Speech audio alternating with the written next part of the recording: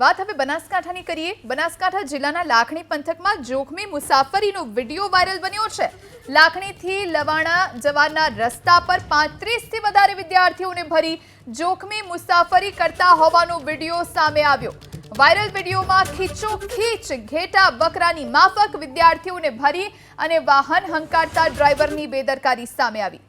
સંવાદદાતા વસંત તિરગર phone line પર જોડાયા છે। વસંત, ફરી એક વખત આ જોખમી મુસાફરીનો વિડીયો વાયરલ બન્યો છે, કોઈ કાર્યવાહી કરવામાં આવી રહી છે ખરી આ વાયરલ વિડીયોને લઈને?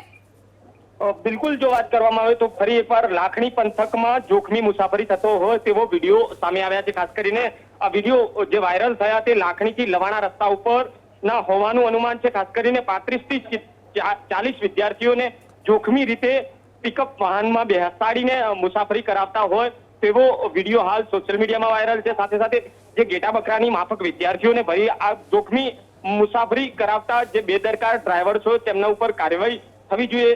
લાખણી પંથકમાં બેફામ ડ્રાઈવરો છે તે પોલીસનો ડર રાખ્યા વગર આ રીતે જોખમી મુસાફરી કરતા હોય છે।